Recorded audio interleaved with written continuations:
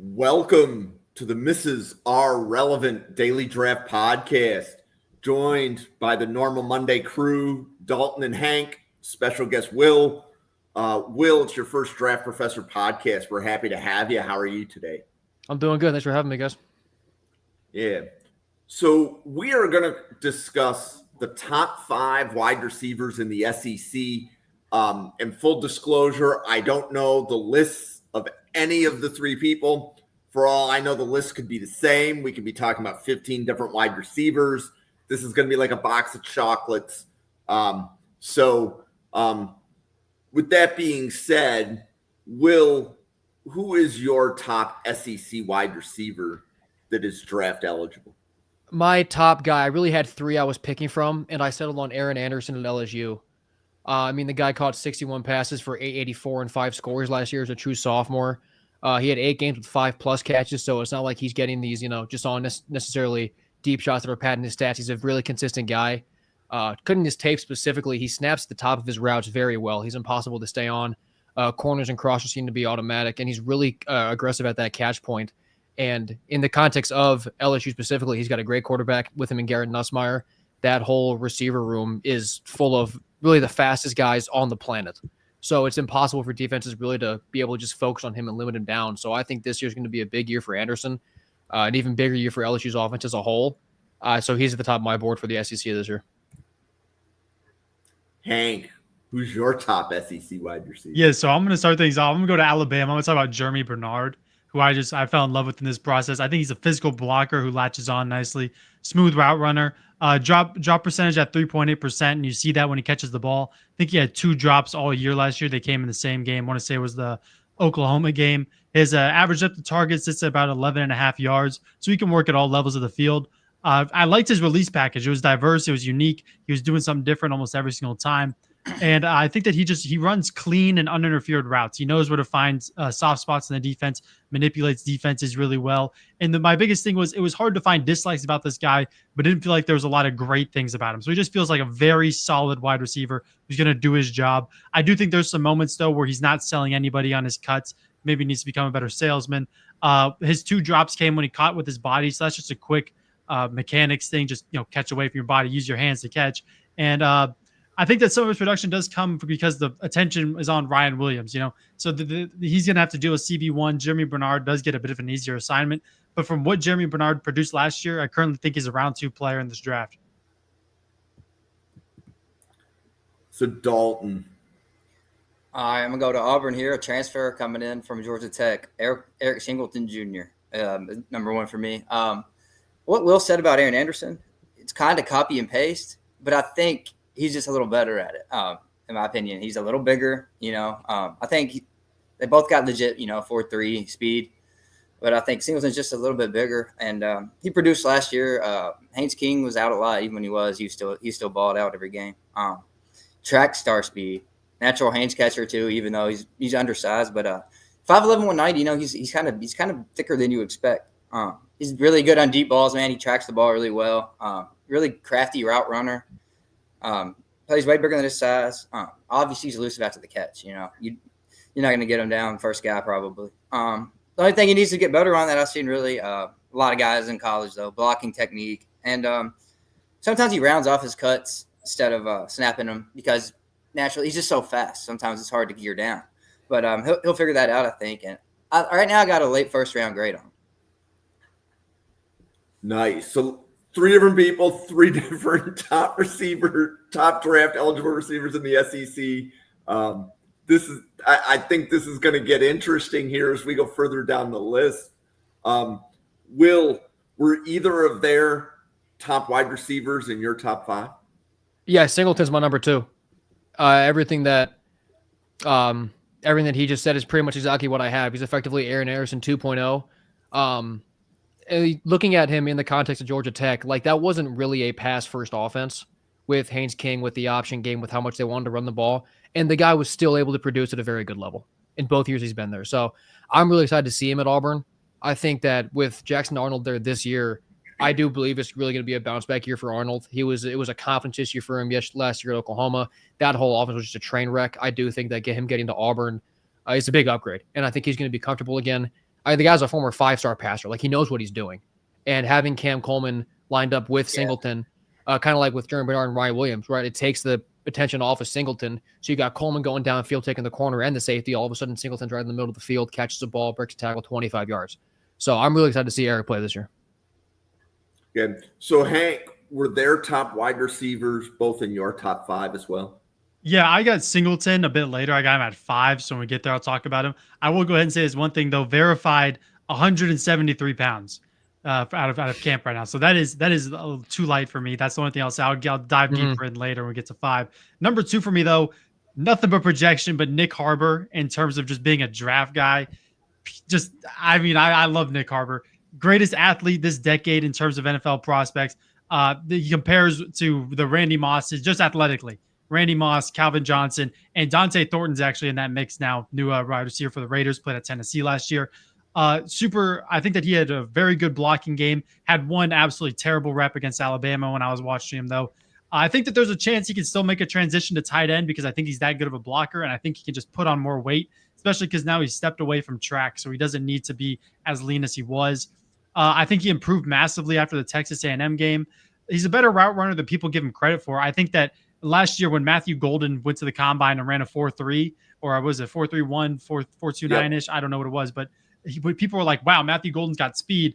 But I think that the main problem is that Nick Harbor is being asked to slow it down a little bit, because that's what Golden said in his presser, is that at Texas, he wasn't asked to play 100% all the time. He wasn't asked to go 100 miles an hour. He was asked to slow it down. So I think Nick Harbor could be asked to slow it down the tiniest bit just because of how fast he truly is. I think based on traits alone, you can take this guy in the first round and have no problem with it. Because at the end of the day, all of the things that are wrong with Nick Harbor right now are coachable. These are all teachable things. And my biggest thing right now with him is that I think that he relies on his physicality too much. But at 6'5", 235 pounds, I don't see a world where someone that big wouldn't rely on their physical ability. So I think that it's really just continue to progress. And Nick Harbor, I think one day is going to be a perfectly fine NFL wide receiver. That was my number 2 receiver, actually. Were there top wide receivers in your top 5? Actually, no, neither one of them were, actually. I had Jeremy Bernard as number 7 on my list, and Aaron Anderson number 10. So I just think Anderson, I just don't think he's going to be like the receiver 4 there, maybe. If you look at their offense. He should be near the top of that room. Yeah, I mean, it's crowded. It's crowded. I mean, Nick Anderson, it's a very crowded room. I think Barryon Brown might just be even faster. I've got Barryon down on my list too. Yeah. But I like him. He's good. He's a good slot receiver, but I just think he has limitations, It's very crowded. And then I like Jeremy Bernard too. I just think he needs I just don't think he's very fast. I think he'll run like mid 4.5s. Yeah. And he's only 6'1", so there's that. I like a little more explosion. But Nick, everything you said about Nick Harbor, Hank said is perfect. He was my number 2, so I got him in late first round grade. Yeah, he everything he said was perfect, man. He got a lot improved at the end of the year, man. You could see it every game. He got better, but at the end of the year, he really stepped up. So I'm excited to see him if he can build a real rapport with Sellers this year. Yeah, because it's not. He has 1,000 yards, man. Yeah, it's not going to be now. The touchdown catch against Missouri that he had a legit release, legit catch, beat his man one-on-one. There's a real role for him, and I think that people forget. He was recruited out of high school as an edge rusher / tight end, but primarily an edge. Right. He wanted to stay lean so he could go dominate and track in the SEC. So this is a guy who's still learning the position. He's got plenty of time. I'm not worried about where Nick Harbor's at right now. No, me either. How old is Nick Harbor relative to the draft? I think he's a true junior for sure. Yeah. Okay. But what is the age by the year? Is he 20, 21? Probably 20. He's 20 or 21. One or the other, I'm assuming. I'd assume 20, if I had to guess. Yeah, he's 21. He just turned 21. Just turned? Okay. He's just turned 20, actually. So yeah, he's young. So we've gone 2 wide receivers deep. We've dropped 6 names. Excuse me, we've dropped 5 names. I got to learn how to count on my hand. That engineering degree isn't doing me any justice on the podcast. Will, who is your 3rd-ranked SEC wide receiver? Number 3, I got another ACC transfer. I went KC Concepcion at A&M. I mean, he looked incredible in 2023. with the Wolfpack when he had Brendan Armstrong at quarterback. Not as productive last year with CJ Bailey, but that whole offense was down. I think looking at his tape, he eats up cushion incredibly well, cuts in and out from the slot really effectively. And one thing that I noticed when I was cutting his tape, like, you know what, when you watch like Travis Kelce 5 years ago, when he's just in the middle of the field and he's always open because he just finds space, it feels like that's what he's able to do as a wide receiver. Like just getting into that middle space, finding where the linebackers aren't. He's able to make that catch, and he's a total lightning bolt. And NC State would also use him out of the backfield. So you're just creating a mismatch to get him with an even bigger speed advantage, quickness advantage over the guy guarding him. And he's a lot harder to take down than he should be. He's 5'11", 190, but he has a lot of physicality and a lot of fight. And I think he was just sort of forgotten last year about in a bad offense in a 6-7 team. I think going to A&M, even though the one thing I am worried about with that is that the Aggies, I think, are going to be a very run-dominant team. That's kind of Elko style. That's the way their roster builds out. So if that'll be the biggest issue with KC is that he just doesn't get thrown to enough in that offense. But I think when he does, he's going to take a lot of advantage of it. And I think he's one of the most talented skill players really in that whole conference. Nice. Hank. So Concepcion didn't make my top 5. In fact, I don't think he's anywhere near. I think I have him wide receiver 15 right now. Okay. It's really just because when I've watched film, I don't want to go back to 2023. I just want to take a step up this year. So I'll watch the 2025, and I hope he plays really well because 2023 KC was a special player. That was a special freshman season. Yeah. And I mean, the drop rate was too high. His depth of target was too low. I want to see him. I know he's a gadget player, shifty. I still want to see him work all the levels of the field. And my favorite note about him was just, is going to Texas A&M and playing with Marcel Reed. Is that really the best situation for him? Yeah, I'm worried about the scheme. I just think from a player perspective, I'm excited to watch him play. I do kind of wish he went somewhere else, but I like him too much personally to have him drop down. I mean, the money talks at Texas A&M, and I'm excited. I want him to fly up my board. Just right now, based on 2024, that's where I have him. But my number 3 is Zachariah Branch, transfer from USC. Have him at 5'10", 175, so underweight. I was complaining about Singleton's weight. We'll get to him later, but Branch, I think, is honestly just kind of the same player as Singleton, kind of the same player as Aaron Anderson, Berrien Brown. I think he's just the best of those 4 in my opinion. I think he has sure hands. Make you miss stuff after the catch is legit. Willing and physical in the run game is what set him apart from Singleton from me. I think he's just a more willing blocker in my opinion. Good footwork, release package is great. I wish that he was using a gadget role a bit more. I want to see him go in the backfield. I want to see him get used uniquely. He has such a unique after the catch ability. He should be getting used differently than he is. The problems is the weight. Can probably only play in the slot in the NFL. His initial burst shockingly let me down. I thought that his get off from the line was going to be a lot quicker, so I was a little bit disappointed. And the average depth of target sitting at 6.7 yards, and in 2 games it was somehow negative. So I mean, he's really working behind the line of scrimmage. He's not really going down the field, and I think he can go down the field. I just think at USC he was asked to do something different. But right now, I got a round 3 grade for the new Georgia wide receiver. Dalton. My number 3 is also Concepcion. He's got to play better than last year, but I think a lot of that's just on the quarterback, man. You gotta have a good situation around you in college to really succeed 9 times out of 10, and I think he's going to a better situation. I know Marcel Reed, he's not the best thrower of the ball, I don't think, but I will say I think that Reed is a bit of a better thrower than he gets a rap for. At least I'm not saying he's gonna start unloading the clip and going for 350 a week, but I do believe he's got a decent arm attached to him, more so than some of the other mobile quarterbacks. Well, no, he had the best QBR last year, and of all SEC freshmen quarterback. So yeah, he played good. But I just need to see him, make some more hard throws. To say that, yeah. A lot of his throws are set up because now they got three great running backs this year.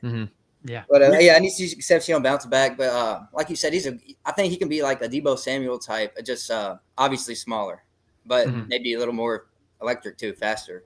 So I'd like that for him. I got him late round 2 right now.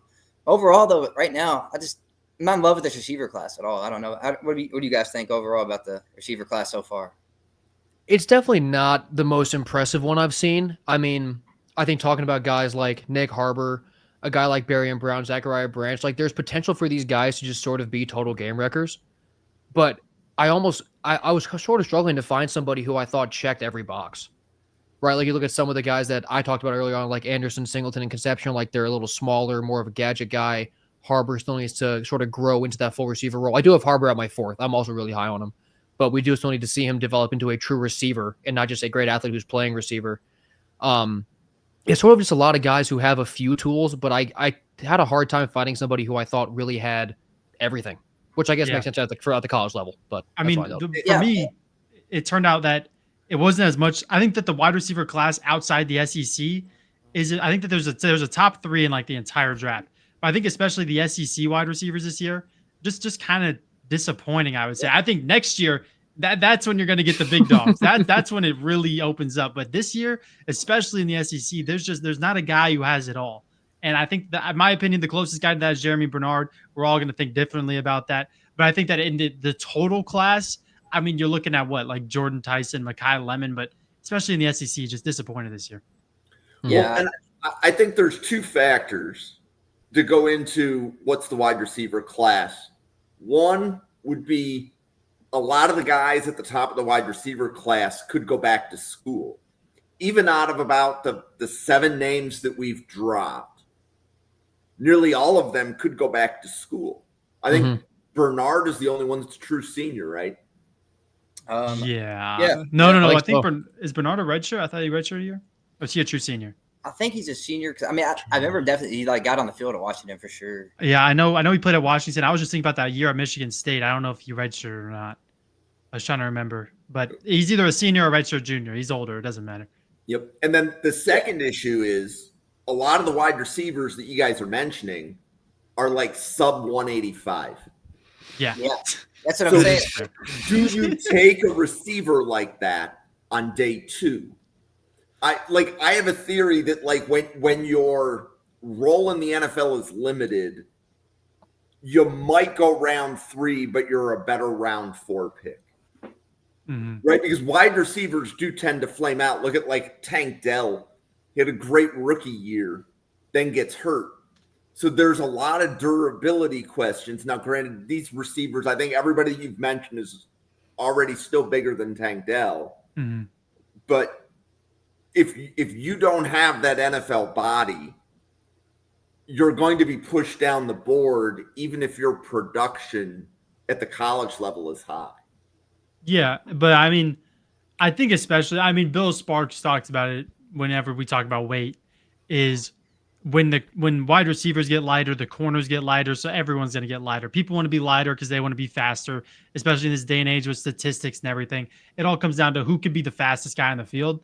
I really think that, though, when it comes down to it, if you're light and you don't have like near freakish athleticism, like if you're sub 180 and you're not clearly a 4.3 guy, you there's no reason for you to be that light. And I mean, last year, I'm looking at my list, like guys like Tej Johnson was 155, Arian Smith was 180, Isaiah Bond 185. So I mean, there are lighter guys in the SEC, but I mean, really, this class it stands out. Players' weights do stand out.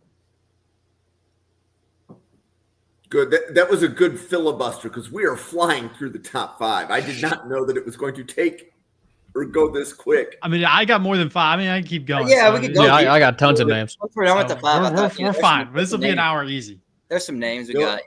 And with you guys talking, like I really, with Dalton and Hank, I wasn't worried about you guys talking or lack of talking.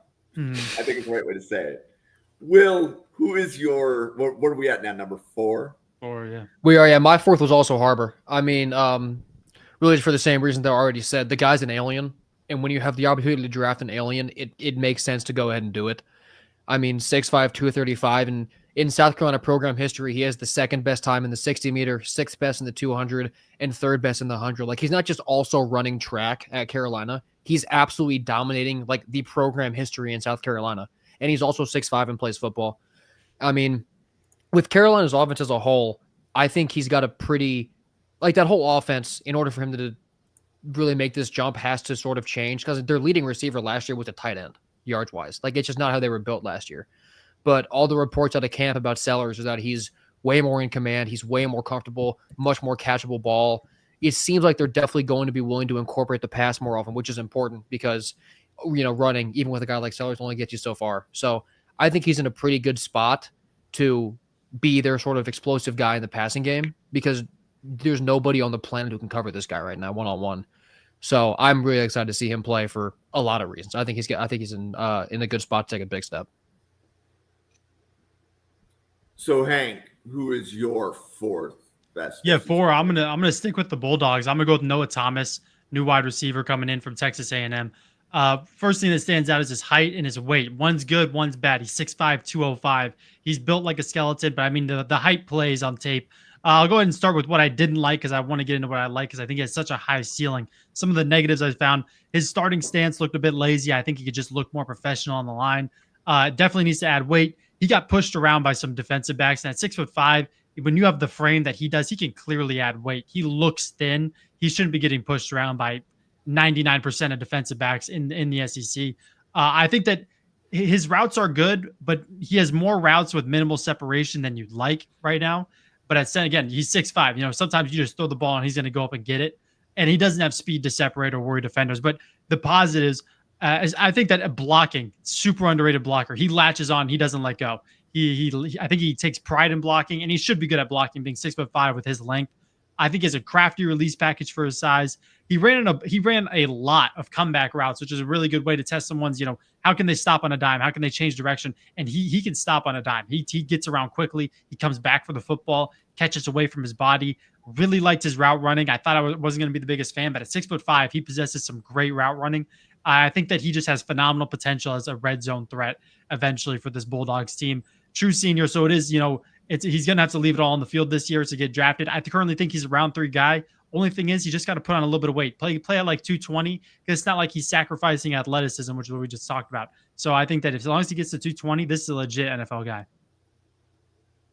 Dalton, you're number 4.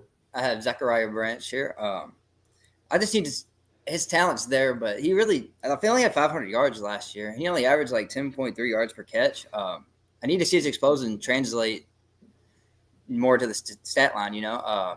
He's a great returner. You're going to get a good returner no matter what. So that kind of props up his grade. I got him as a 3rd rounder, but like I said, he's got to have a better year. He should be the number 1 there. I think he'll be the number 1. Kind of an open room, but Gunnar Stockton liked him a lot in the spring game. They connected for a couple of deep bombs there, so I'm expecting to have a good year.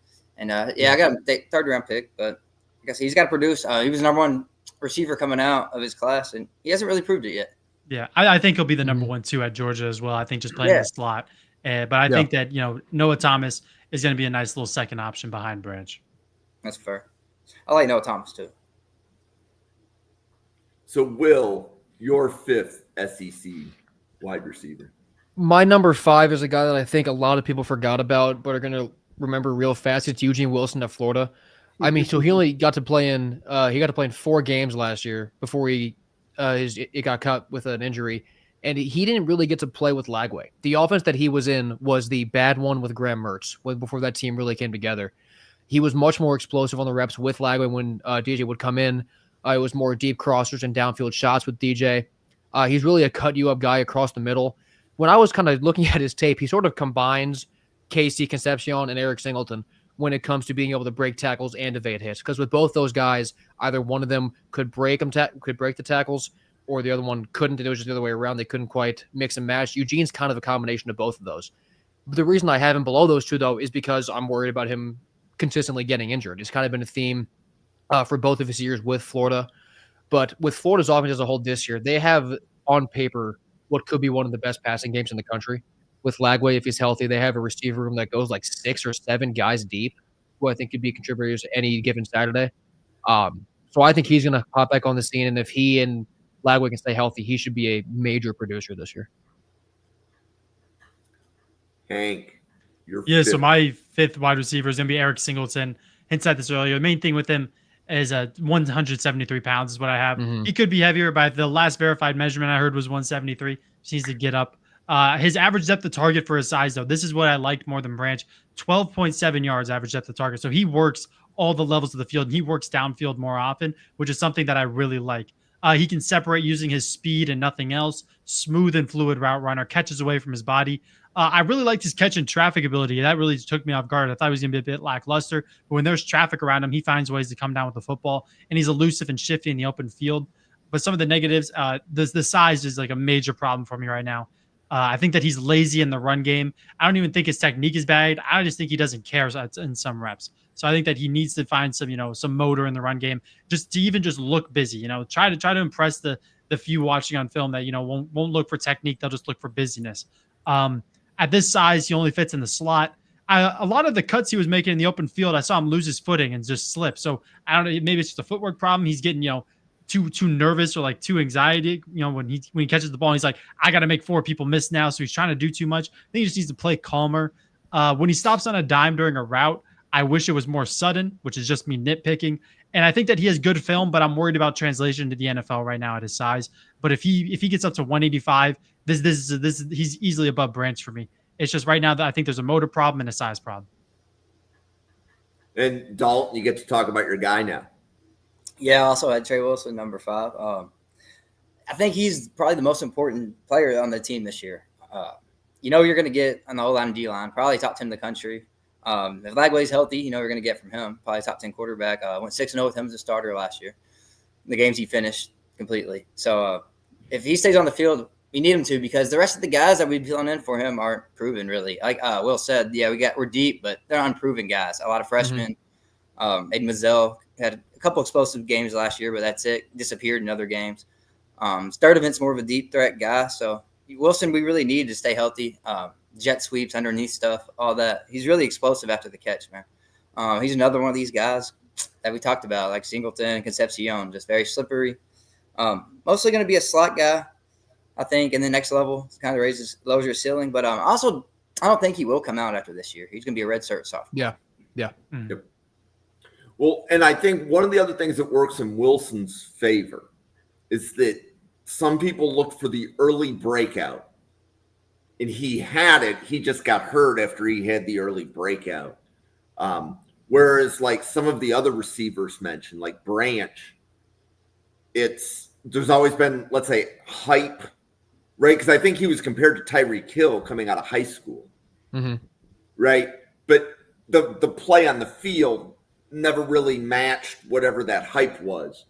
And I know when we break down certain positions, specifically at skill players, there are some people that if a player has the early breakout, that does tend to prop the player up on the board a little bit higher. So we've gone through everybody's top 5s, but what other receivers in the SEC do you guys want to bring attention to? Just because Dalton brought him up talking about Trey. JMS, J. Michael Sturdivant. Also at Florida, 6'3", 213. Another guy who was hurt last year when he was at UCLA, didn't get to play in all of his games. And like Dalton said, he's the deep threat for Florida. And with the way the Gators offense lines up, their offensive line combined with that pair of running backs and also Lagway on the ground, you have to crowd the box against Florida or they're just going to gash you the entire game. So safeties crawl up, you got Trey in the middle, all of a sudden Sturdivant's behind you, it's a 60-yard touchdown. It just feels like the offense lines up where he can have a pretty big year. Obviously, I probably can't be correct about both him and Eugene. Seems like they can't both possibly have NFL seasons, but I do think they're both set up where they have the potential to have great seasons. Yeah, and I'll go ahead and touch on both the Florida wide receivers then, and then I got 3 more that we can get to eventually that I got deep dives on that are draft eligible. But of course, there's some younger guys too. But Eugene Wilson is my 6th best from the SEC. So I do like Wilson, round 4 guy for me right now. The really physical, willing blocker, sudden burst off the line. No drops in his college career is really impressive. He's the gadget player for Florida. He's always in motion.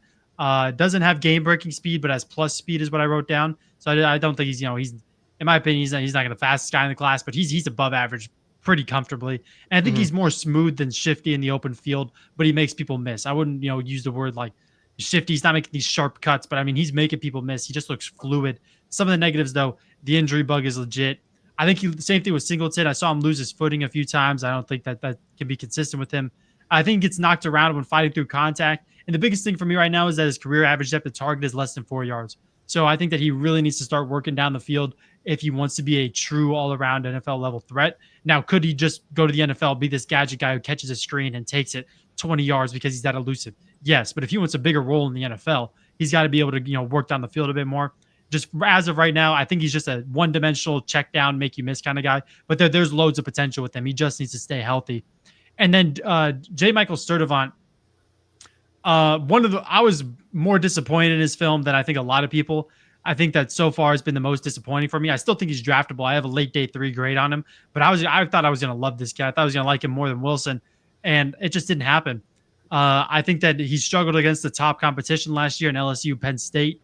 I think that I was forced to watch his best games to see who he truly was, which on PFF would be his highest rated game. So I always try to watch the worst rated game, the highest rated game, and then another game mixed in. So like it only really felt like I was getting true JMS in his best games, and then in his worst games, I wasn't finding many positive notes to write down. I think that his cuts lack the ability to separate. And I just think overall, as a true separator right now, I was disappointed.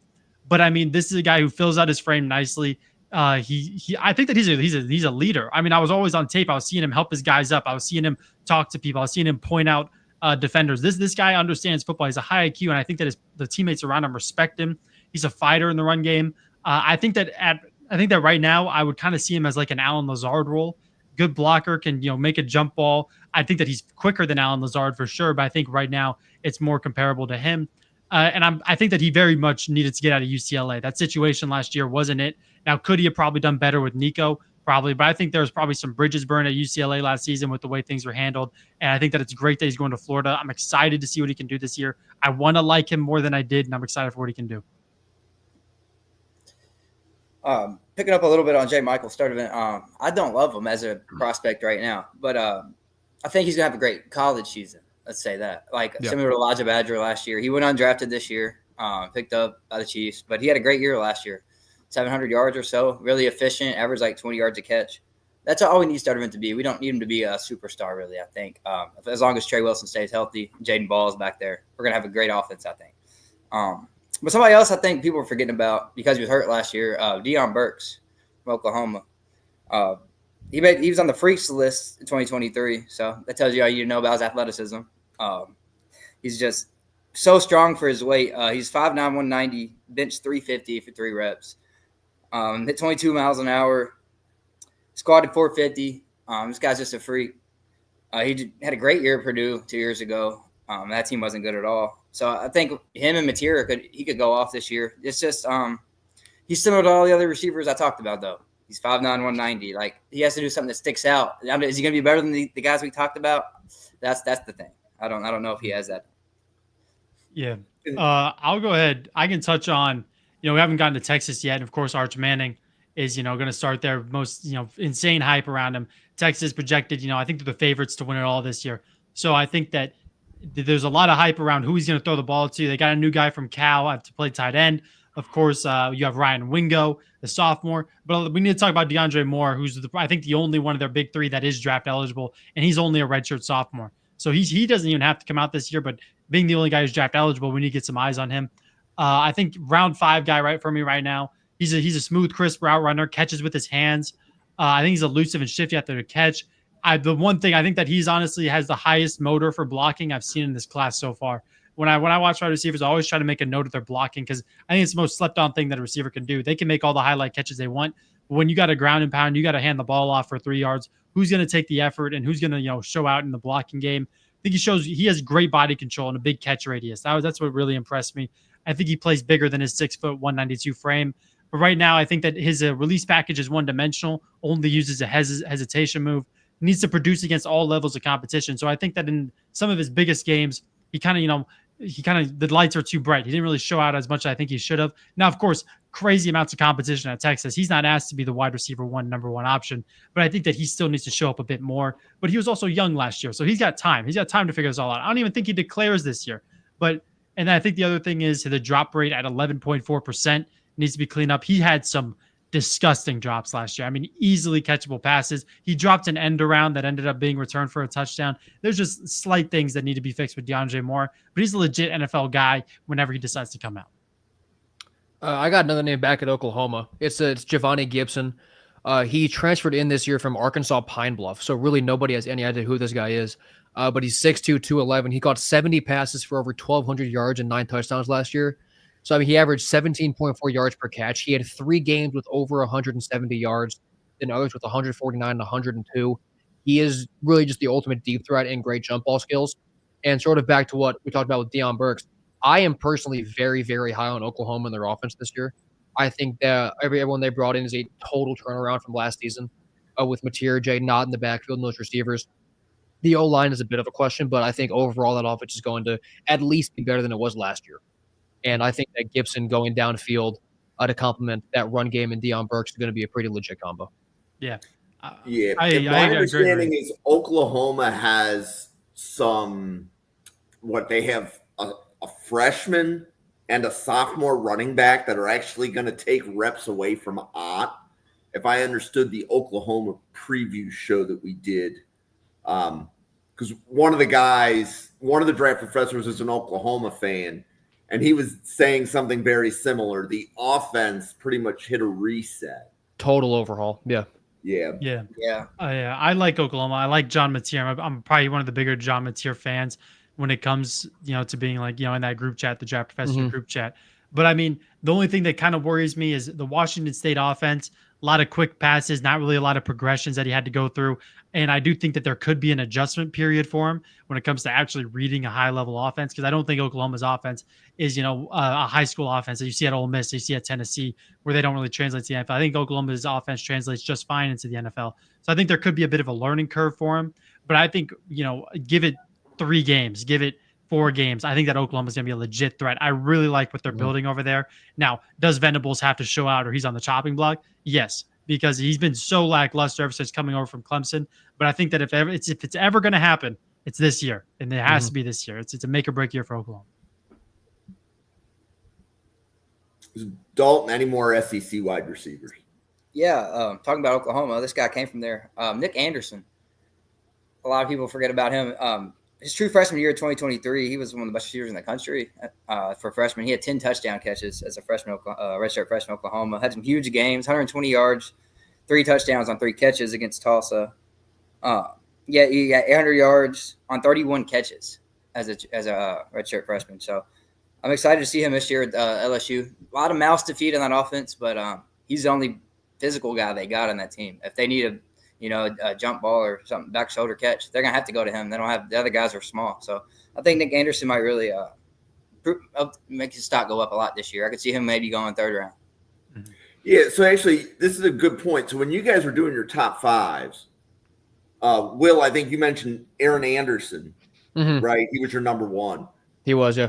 Nobody else mentioned any other LSU wide receiver in their top 5.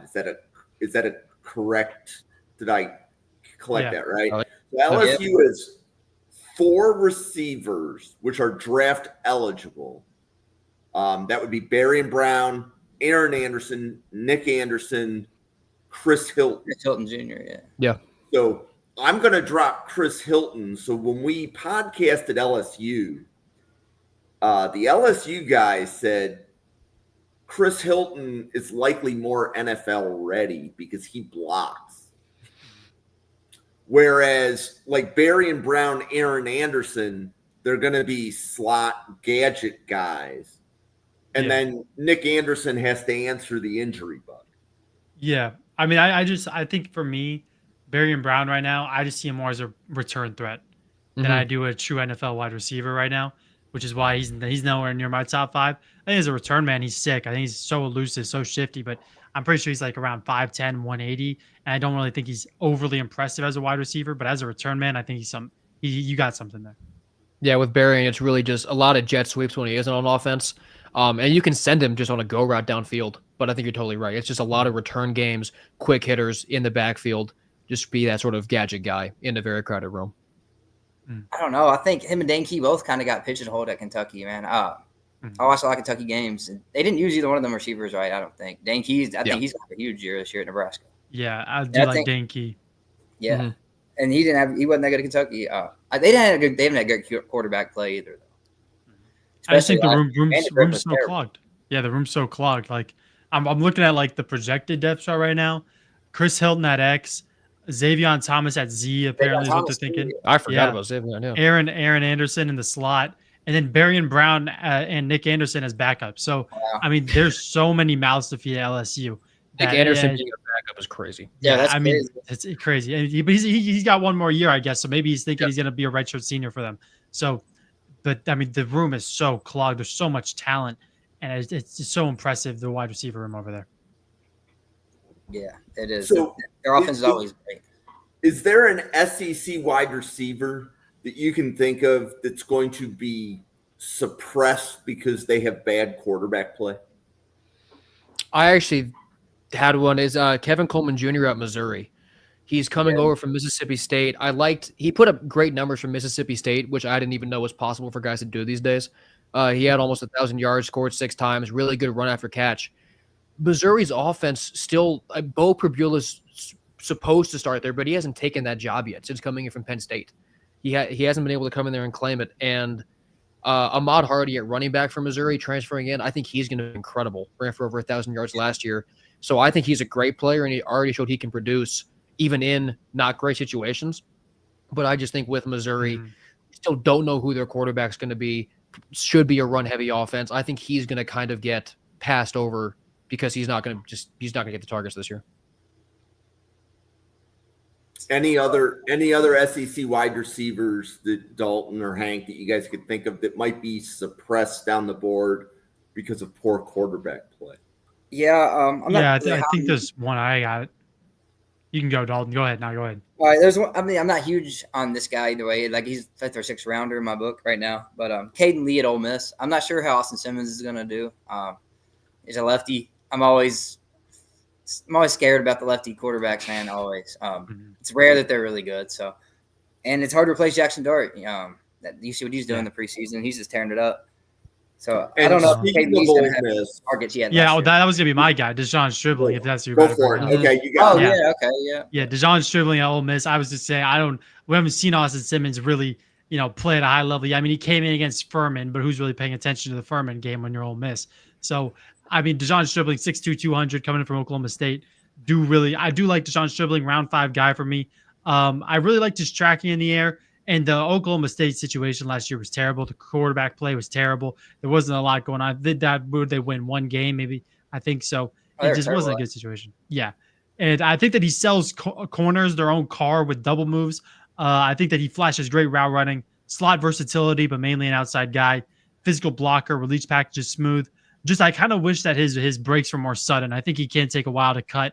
But other than that, I think that just maybe a bit better fight through contact. But this is a legit NFL guy. I think he's a legit X at the next level, and I'm excited for what he can do with Ole Miss if Austin Simmons ends up working out. Yeah, I agree with that. I'm really terrified of young quarterbacks, especially in the SEC. And Simmons' first start is on the road. It's at Kentucky for his league start, so I'm worried about that too. And another school is Tennessee. Yeah. Their receivers, I don't love the receivers really off the rip. I mean, you look at Chris Brazzell, he's a redshirt junior. He's probably the one to look at. I really don't like Joey Aguilar at all. Mm-hmm. I mean, he was not good at App State percentage-wise and interceptions-wise, and he was the guy at UCLA until they just swapped with Nico. So, I mean, he was supposed to end up at UCLA. Now he's got to come start in the SEC. He's going to have a true freshman right tackle, who I do like. What's his name? David Sanders. I do like him a lot, but if you got a true freshman at tackle, I really think that's going to be a bad passing game situation. So I'm not sure you're going to see anybody come out of Tennessee catching the ball this year, really. Yeah. And I don't know how much you guys like Gunnar Stockton. I know that there's mixed opinions on him. I'm not the biggest fan right now. I think there is a vision with him, but I don't think, I do think that Carson Beck, even though he had a down year last year, I do think that he would be a more trustworthy guy to play quarterback for sure. And I do think that there's also just a world where he does have lackluster QB play, and all of a sudden guys like Zachariah Branch and Noah Thomas, Dylan Bell even, don't get the ball as much as we thought they would because they're going to rely on Nate Frazier, who's a sick true sophomore running back. And I think that if Gunnar Stockton starts struggling, this entire offense is going to become super run heavy. I think going back to the Carson Beck thing, I think Stockton's floor is actually higher than Carson Beck. He just threw so many bad picks last year. I think I agree with that. Yeah. Yeah. So I think that's a safer option. I don't think the ceiling's as high with Stockton though. I mean, I think his ceiling is probably Stetson Bennett. That's who he's trying to be like, right? That's who he played like when he came in last year. Yeah, no, Stockton's gonna have to show. Same thing with Simmons. Same thing with anyone who's starting first year. the Aguilar, anyone who's coming to the SEC, you got to be able to show me you can compete in what is. It's either it's probably the toughest conference. The Big Ten's catching up slowly every year. So, but I think as of now, I still take the SEC over it. But these guys got to show up and they got to be able to be a reliable quarterback for their wide receivers. Yeah, all that stuff about new quarterbacks, it's kind of why I didn't have any Texas guys on my board. I'm all in on Arch Manning next year, I think. I kind of need to see it first. Like, I get the hype. His last name is Manning. Quite literally in his DNA is being an incredible quarterback. I just need to see it for 1 year, which I think is going to line up perfectly because you look at Texas's receivers. You have Khalil Lockett, Jamie French, who are freshmen. Like, I think they're gonna all kind of age together. I think next year I'm all in on Texas. This year I'm a little lower on them. Yeah, I mean we can just transition that into like the sophomore class for the SEC. We all just started off with Texas because they got two guys and they have one guy that is getting kind of he's in Brian Wingo's shadow. Emmett Mosley, transfer from Stanford. Stanford's situation has been terrible for a while now. I know they just got Andrew Luck as I think GM or like head of something. He's going to help out. He's going to help recruit. But I mean, Emmett Mosley was I think he's a legit player for Stanford last year. I think he's going to be a great Z in this Texas offense. He's going to be reliable for Arch Manning. And I know Ryan Wingo is better than him, but I think that Mosley isn't as far behind as people like to admit. And I brought him up earlier talking about Singleton, but like Cam Coleman at Auburn, just another sophomore, former five-star guy, had just about 600 yards last year with Peyton Thorne throwing him the ball, which I think is an incredible achievement. And 8 touchdowns with that too. Also, Malcolm Simmons in that room. People are kind of overlooking him, which is fair because of Coleman and Singleton ahead of him. But that's a guy who can also produce pretty well, I think. He caught 40 balls last year for about 451. Auburn's got a pretty sneaky good receiver room, especially with two of those guys being so young. And I mean, I like this. This is my personal take. I think Cam Coleman is closer to Jeremiah Smith than Ryan Williams is in next year's draft. I like Cam Coleman more than Ryan Williams. And I think 100%. That he's way more impressive. I think that people just they see the highlight plays from Ryan Williams. They see the game against Georgia, and they think all of a sudden this kid is like right there, 1A, 1B with Jeremiah Smith. Jeremiah Smith is in a tier of his own, in my opinion. And then you get into Cam Coleman, and then you get into Ryan Williams. I think Cam Coleman, his season last year went so under the radar because of the poor Auburn quarterback play. But I think that when it comes draft time, we're going to be talking more about Cam Coleman and Jeremiah Smith being the top two guys, and Ryan Williams being in that next tier. Because I just think Cam Coleman is that impressive. Mm-hmm. Yeah, I agree with that. As a prospect, I like him more than Ryan Williams too. Ryan Williams, he brings a lot to the table, but after he had disappeared a lot of games last year. Yeah. He was a true freshman. I get it, and the quarterback wasn't amazing, but he was 17 years old too. I mean, he's so young, but I mean, I think that people when they start talking about next year, it's always Ryan Williams, Jeremiah Smith for wide receivers. There's so much talent, especially in the SEC this year. And I think that they need to, when we start thinking about 2027, which is going to be a phenomenal draft class, I think that's going to, this year it's okay, especially in the wide receiver room. There's some top guys, but then it gets kind of, it's your cup of tea. Next year, all over the board, every position, there's dudes, there's names. It's going to be one of the better draft classes, I think, of this decade. Yeah. Oh, yeah, it's loaded. And then I know that he's not on the team anymore, but we could just touch on he's going to be in the SEC, but then he went back to Texas Tech. Micah Hudson almost came in, and I think it was just a money thing, right? That kept him back in Texas Tech because they got unlimited money there. Yeah, I think that. But I mean, that's another special guy that almost came to the SEC, even though I don't think he's near the level of the top three guys. But I mean, I don't know if there's any other sophomores, any other guys that you guys have that you're high on. I don't just if you guys have any names. There's a junior coming in, transferring to Alabama from Miami, Isaiah Horton. Yeah, I had him. How do y'all feel about him? 600 yards last year. Yeah, I'm definitely up on him. I mean, obviously played pretty good when he had Cam Ward as quarterback, and sort of like what we were talking about with Jeremy Bernard. Like, you got Ryan Williams over there. People aren't gonna always be able to see Isaiah Horton, even though he is 6'4". He's hard to miss, but he's definitely their big body guy to kind of go down there. Yeah. So I think he could definitely be a pretty big player. And I like Ty Simpson a lot throwing the ball down there. I think that's going to be a pretty good offense, and I do like Horton. Because the whole Keelan Russell, Ty Simpson thing was a quarterback battle. Yeah. But I mean, my thing with Horton right now, he did have just some games where he just he just disappeared. I think the Louisville game stands out, and the last two games of the season, he really kind of took a back seat. But I think that Cam Ward helped him out a lot, and I think that playing with Ty Simpson, who I guess, you're not going to say he's proven in the SEC. I think he's going to be just fine. DeBoer's a good coach. Being a Washington fan myself, I know all about the DeBoer system. I know all about, the way that he coaches. I think he's going to fit in nicely, especially when you see guys. I'm not going to call him Romo Dunze, but he's probably going to be more in that role of, this is a guy you can throw a back shoulder fade to, and he's going to come down with it. This is a guy who's going to be the jump ball guy. And I think that he's going to be impressive at Bama. He just needs to stop disappearing in games, even though the wide receiver room is so crowded. Mm-hmm. Okay. Another guy we didn't bring up, and probably for decent reason. You guys are looking at Junior Sherrill at Vandy. It feels weird bringing up Vandy guys almost, but I think he profiles as a pretty good athlete. Obviously, with Pavia at quarterback, I do like him a lot, but it's not going to be an explosive passing offense. My dad actually went to Vandy, so I almost feel bad saying this. I kind of wish he had transferred out. Like I want to see him in more of a passing offense because I really think he actually has the profile to be a pretty legit player. Yeah, I mean. Yeah, isn't he playing the X for Vandy? Is he playing on the outside? Yeah, outside. He's 5'11". I don't know. Yeah, I just think it's because he needs to play outside of Vandy. I don't think. Yeah, I think so. Bigger school is inside. I mean, Vandy they brought in some guys. But I mean, there's Trent Hudson, Trey Richardson. I think they're both projected to start from what I can tell from this depth chart. I mean, they kind of revamped the offense a little bit. Now, of course, I'm not going to say they're about to win the SEC, and of course, Pavia's talking like they're going to finish ahead of Tennessee, which with Aguilar starting, isn't that crazy? Isn't that crazy? I don't know this Tennessee offense, man. I don't know. Yeah, but I think that Vanderbilt, some players on this team could for sure surprise in the SEC. Do I think they're going to be as good as Pavia is saying? Absolutely not. There's still plenty of holes on this team, and I think that their best pass catcher is even play wide receiver, not Eli Stowers. Yeah, Stowers. So for sure. He's a weapon, man. I mean, he's just a weapon. So I think there's a lot to like about Vanderbilt, but I just don't think that they're there quite yet. The one team though that I'm not completely well versed on the SEC, and I don't know if you guys know any names, would be since Kentucky overhauled. Do they have anybody new coming in that's going to be starting for them that we should have an eye on? I mean, they have Kendrick Law coming in from Bama. Troy Stellato. Yeah, Stellato also bringing Jamori Macklin from North Texas. Yeah. It's a bunch of guys who had 300-ish yards last year. I completely forgot about Law. JJ Hester from Oklahoma coming in too. Yeah. It's a lot of 300 yards.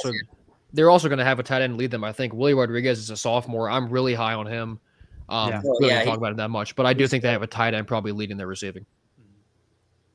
Yeah, they're going to need to. I mean, the Kentucky Wildcats. That Calzado, not it. Yeah, I mean the team that I really think it will stand out as kind of revamped though is Mississippi State. And after their absolutely terrible year last year, they brought in Croman Hook from FSU. They get their young guy. Is he going to start? I don't think he's won the job yet because Blake. What's his last name? I do think it's Shapen. Yeah, I do think it's Shapen right now. Yeah, he'll probably start because he's graduate last year before he got injured. Yep. Yeah, and I mean he's a graduate guy, I'm pretty sure too. So there's no pressure to start the sophomore in Croman Hook. But I think that they brought in Anthony Evans III and one other guy to play at the Z. But I mean, I think that Mississippi State, are they going to be still the bottom of the SEC? More than likely, yes. But are they? Do I think they'll be more competitive than they were last year? Mm-hmm. I think so, yeah. And I don't know where you guys see the SEC this year. I don't know if you guys have any teams that you're higher on, you're lower on. So if you want to give any input on that. I kind of have this is going to be a total cannibalism year. That's the way I have it. I have Texas going 9-3. I actually have Carolina going 9-3 also. The crazy part of this conference is take Florida's schedule and then Missouri's schedule. They're not even the same sport. It's crazy. So that also contributes to it. But I have the SEC. I have Georgia going 10-2. I think I have them winning it. But yeah, I have every team being a multi-loss team, which almost feels crazy to say. I just think it's so balanced out this year. Mm-hmm. Yeah. With the SEC, I would compare it to the Big Ten a little bit. I just think the big difference is the bottom of the conference. There's no Northwesterns and teams like that. Yeah. There's Vandy, and they're respectable last year. Mississippi State's the bottom of the barrel, but they almost beat Arizona State last year. Yeah. Mm-hmm. And I mean, big on them. Especially in the Big Ten, of course, the Marylands, the Northwesterns, those stick out. Those are free wins. The Purdue's now, those are genuinely free wins when you go there. But going into Mississippi State with all those damn bells always ringing, it's just annoying. But I mean, the SEC every single year, best way to describe it is just a gauntlet. Week in, week out, you're being tested. Now, I think, my favorites to win the SEC probably, it might even be Florida this year, because I think Lagway is just that impressive. And I think that, Texas, it's not easy to start week 1 at Ohio State. Can Arch Manning have some lapses here and there? I think so. Lagway's more experienced. Is he super experienced? No. But he's definitely more experienced than Arch. I think that, I think if Missouri, their run game is going to be just fine. I'm not saying they might be 7-5, 8-4, but in the SEC play, I think they're going to be just fine. I think teams like, Ole Miss take a step back. LSU should always be in there. I feel like they disappoint every year though with Kelly. And I think that Texas A&M, if Marcel Reed takes a step up as a thrower, you never know, because that team is built through money and it's built with talent. It's just they haven't had the consistent quarterback going from Wigman to Reed. Yeah, that thing with A&M, like a lot of people forget that game against Texas last year for them was effectively a playoff game. That was to go to Atlanta. Like they were 60 minutes away from it last year. That team can be pretty legit. And just back to sort of the bottom of the conference discussion, like how many teams at the bottom of the Big Ten have a guy like Taylon Green playing quarterback? Like Arkansas is going to lose a lot of games, but if Taylon Green was at Alabama, is he any lower than bottom 5 in preseason Heisman voting? Probably that not. guy's an alien. Like it's just Taylon Green's so good. I love Taylon Green. Just the way the league works is incredible. I love him in college. Let me say that. There's that's a good way to draft professors that are Arkansas fans. They'll like the Taylon Green love. So, I like him. He just, boy, does he have some bad moments. Some really bad decisions. But there's some plays where you see the arm, you see the athleticism. You're just like, wow, if he puts it all together, this is a legit NFL guy. They haven't given much help with receivers either. Yeah. No. Andrew Armstrong was his best receiver he's had. Yeah, they just got Omega Blake from Charlotte. Charlotte. He's all or nothing, though. And they got the 29-year-old Monte Harrison who's trying to come back and play football. So he's in there. I don't even think he's supposed to start yet, but he's there. No, I don't think he's starting. That would be. I hope he gets plays. That'd be cool. Yeah, he's only a sophomore and he's about to hit 30, so he's got time. I remember him playing baseball. I'm a big baseball fan. So. Well, why don't we pause? For a quick commercial. Will, this is your first time with Draft Professor. Would you like to introduce yourself, let everybody know about the SEC podcast that you do and all of your other content? Sure, yeah, appreciate that. So I graduated just this past summer, and then I went full-time into doing pretty much this, which has been my dream for a while. I effectively just run what I created as Tailgate Talk SEC, where I just talk, everything SEC ball. I've got a podcast under the same name. And really, I'm just trying to do as much content as I possibly can because I love doing it. I look at a guy like Josh Pate, and I'm just kind of like, I'd love to do that. That'd be pretty cool. So, yes, I have a podcast under the name Tailgate Talk SEC. My Twitter's my own, and I'm just, just kind of trying to keep climbing up, get some more experience, do some more stuff like this, and it's been a lot of fun. Awesome. Well, thank you for coming on. Dalton, you want to let everybody know about everything you do at Home Squad Sports and all the other stuff? Yeah, we're doing a lot of stuff right now. We're actually going up to Winton Woods Friday night to watch one of our high school guys and a couple of them actually. And then we got a lot of conference previews coming out. When the season starts, we'll have 2 shows every week, a little review show, preview show. Talk about all the high school recruits, all the commits every week, keep you updated. And then we also got a Slack. We're putting all kinds of good articles out there. Shout out to our new writer, Mark. So check that out if y'all get a chance.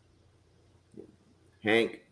Yeah, I noticed Dalton got his name down this time because last week he forgot the writer's name. So he made sure to get it down this time. But yeah, you can find everything NFL draft right now at Hank Knows Ball on Twitter. Working on a YouTube channel that'll be coming up soon. Finished editing the first video. But yeah, this is my 4th podcast in 3 days. I'll be on every Monday. And the Twitter DMs are always open for questions. You want to talk ball, you want to do anything, just hit me up. There's nothing wrong with talking. Yeah, we're winding down summer scouting here at the Draft Professor. There's football that's going to be played next week. It's game week. Great game Saturday. Took long enough. We made it. So we have daily draft content. We will be podcasting every day on the draft, most weekdays, 2 times a day at 7 p.m. and 9 p.m. Eastern. So if you're watching this now and this is your first time catching Draft Professor, go to YouTube, hit that subscribe, please, and thank you. That is the single best thank you you can give if you like this content. So this week, we have a lot of different content coming at you. I want to bring your attention to two things. On Wednesday and Thursday, Bill Sparks, Randall Slifer, Sam Teets, and Travis May from A to Z Sports will be doing a watch list podcast. Each of them is going to be podcasting their top 150 players. So 4 people each do 150 players. That's probably going to be about a 225 player podcast. So between Wednesday, which is offense, Thursday, which is defense, if you want to know who you should have on your board at the end of summer scouting, that's our 2-night end of summer scouting special. And then starting next week, we're going to be doing game previews. So Monday night, we're previewing Florida State, Alabama at 7. And then we're going to turn around and be doing the LSU Clemson game at 9. So you'll see some of the familiar names in the seats between Dalton and Hank. You will see some guests that have been on the channel a couple times before representing LSU and Clemson. And we're all going to put our heads together and talk about the draftable players in that game. So should be a lot of fun. At this point, we've been going for close to an hour. Want to thank everybody that stopped by, for Will, Hank, Dalton, for the 88 podcasters at the Draft Professor. Thank you for watching, everybody, and we'll see you on a podcast again tomorrow night.